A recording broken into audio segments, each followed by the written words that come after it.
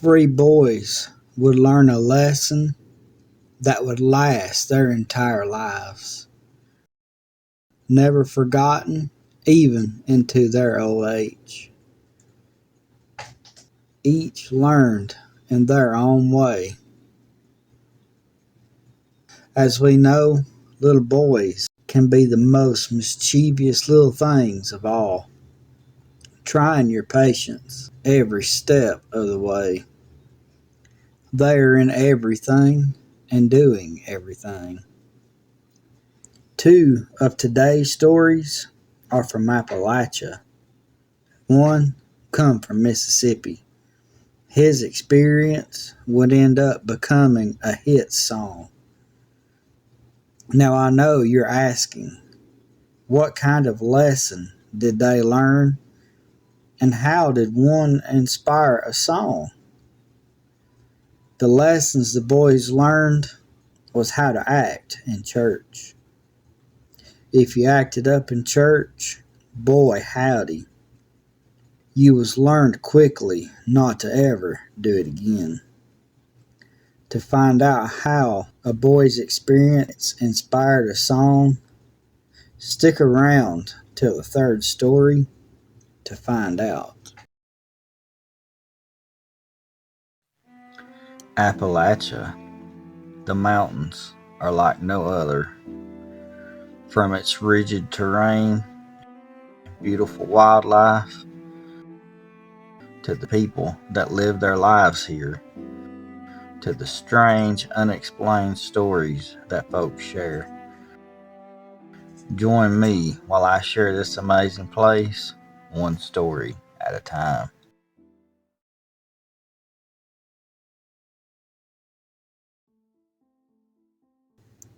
The story of the first boy. He was in trouble all the time for something.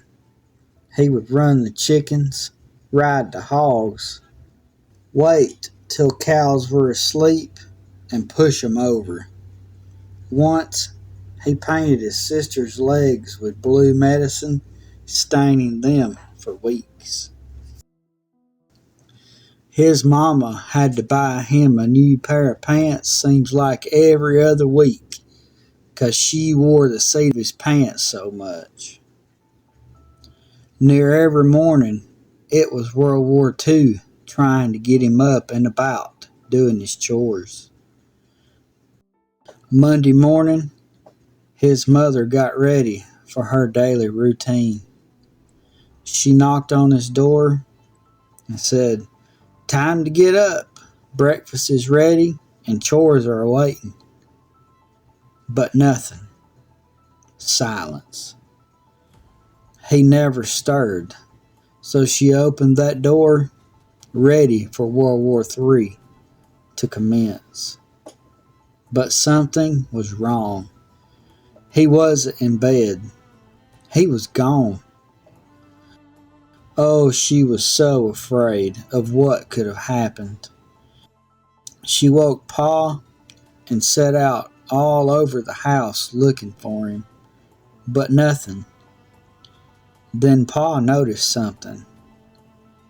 The barn door was open, and here come a cow, then another, and then another, one by one. They peeked inside, and what they saw in the dim light of the old lantern left them speechless. There in the light of that lantern was the boy, sitting on a milking stool, milking away all the cows. The two, surprised, just went inside like they never saw a thing. Directly, here come the boy. He asked, "Pa, could I take my buddy Rover and go fishing?" His pa said, "Boy, have you lost your mind? You got a day's work ahead of you to do." And the boy said, "Pa, well, I don't either. It's already done." "Oh, yeah, boy? Let's see. Milk the cows, feed the hogs, Well, that's done. Gather eggs? Well, they're on the table. Let the horses out to run the fields? Well, they're out now, Pa. Did you put the hay up in the loft? Well, I done that yesterday. It's all done. Well, his pa let him head out fishing.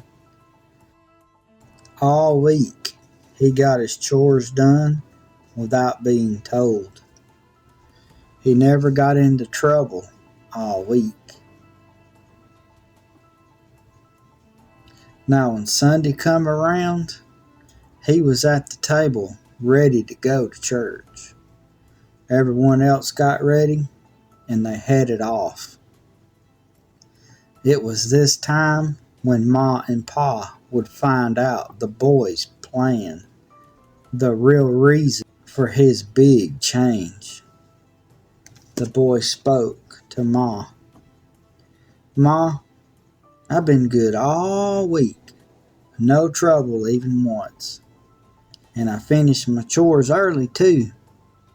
If I make it through church and the rest of the day without any trouble, will you and Pa buy me that little red wagon that's down at the general store?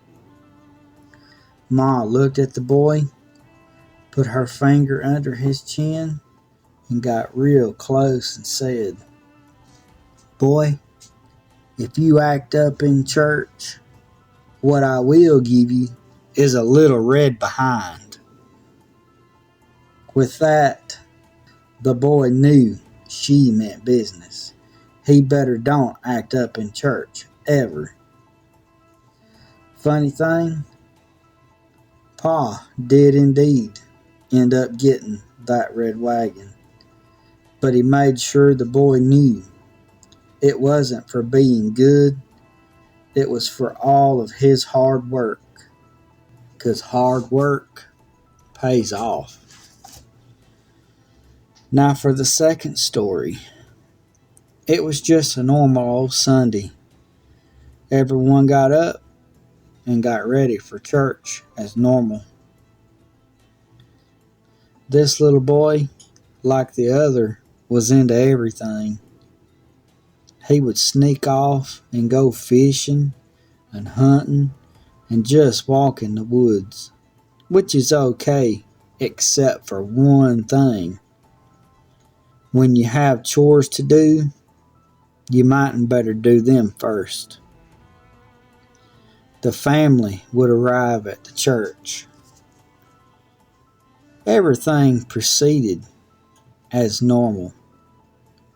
But the longer the service went on, the more restless and bored the little feller got.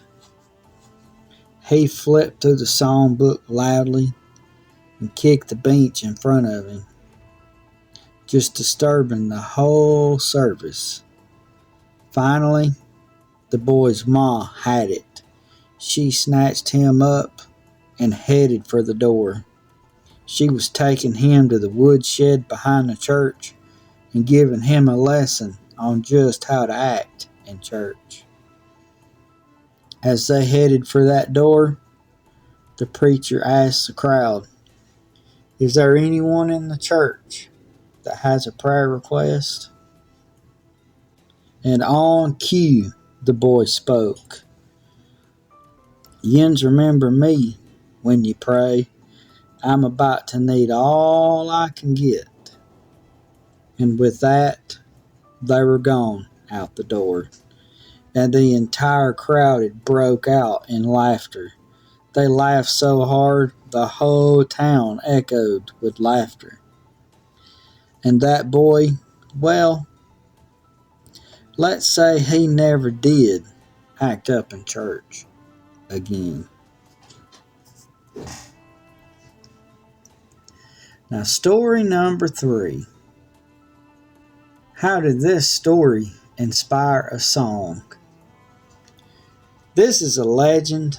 I'm not sure if it's exactly true, if this story's what really inspired the song, but it makes sense. The boy, He wasn't bad per se. He didn't act up in church. He did all of his chores and minded. He didn't sneak off. He was rather opposite the other two boys. His problem was animals. He just loved them absolutely all. He played with the foxes, the rabbits, and the deer, cats and dogs, snakes, little mouses, frogs, and so on. What got him into trouble was sneaking them inside the house in his pockets. It got to the point his ma would stop him at the front door and make him turn out his pockets. One time, the boy tried to bring in a bobcat kitten. He was in trouble for that. Ma made him put it back where he got it. The story goes that the reason why his ma made him turn out his pocket at the door was one day the boy snuck a frog in his pockets while eating supper. The frog jumped out of his pocket and hopped away. The boy looked all over, but never did find it. Well, while Ma was washing supper dishes, that frog jumped right out of the sink, right onto her shirt. And I mean to tell you, it scared her near to death. She made that boy get that frog, and then she wore his tail end out all the way down to the creek and all the way home. Needless to say, he didn't learn his lesson. He still loved animals. Come Sunday, the whole bunch loaded up and went to the church. This Sunday was mighty special. It was an all-day Sunday singing and dinner on the grounds. When they got to church, the adults handled the food under the old oak tree where the concrete tables were, and the kids played, except for the little boy. He didn't like to play with other children. They were mean. He sat under the old cedar tree in the cemetery, just listening and watching everyone. Wouldn't you know it, an old curious squirrel, he joined the boy. It climbed down from the tree and perched right there on his shoulder. He sat and talked to it a while. All the while, the squirrel just watched in awe of the people. Then the church bell rang, and everyone filed into the church. The boy, along with his friend too. He put the squirrel in his bib pocket and sat down. That squirrel popped its head out, just watching over the people. It seemed to enjoy the hymns, even the Sunday school lesson. It all was going well until the preacher started preaching his fire and brimstone message. Preaching loud as he could, he was shouting. Then the people jumped up and started shouting too. All at once, this scared the squirrel, and he made a run for it. He jumped from person to person, scaring everyone, while it made its way to the front. It took the men half an hour just to catch it and let it go. Then one of the other children told on the boy that he'd brought it in and let it go. The preacher was not happy. He asked the boy to the front, and he wanted to know why he did it. The boy replied, "Well, preacher, I sure do love that squirrel. He's my best friend. I wanted him to come to heaven with me when I go. You said that the only way into heaven is through the Father and the blood of Christ. So I brought him with me, hoping to save him from his sins." With that, the entire church started laughing. Then the preacher said, "Lord have mercy. I cannot argue with that. Folks, let's just say the blessing and get to eating. And son, let's don't bring our animal friends to church. I believe God lets them in on their own because they don't know better. Unlike you, mister," his mom said. She took him to the woodshed and taught him not to bring no more animals home or to church. Now, the song supposedly inspired by this story is called the Mississippi Squirrel Revival, the day the squirrel went berserk in the first self-righteous church. That song has been sang by Ray Stevens for years, and it's a rather comedic song. But there you have it. 3 boys learning their lesson on how to act in church. Back when I was a kid, if you acted up in church, you got taken to the front and had to apologize to the whole church for acting up. Then you went to the woodshed and got a big old whipping. I guess that goes to show you best learn how to act in church, because if you act up, you won't ever do it again. Folks, I want to thank you for listening to the stories of the 3 boys learning their lessons on how to act in church. Well, I appreciate you listening. I love you to pieces. And I'll see you next time.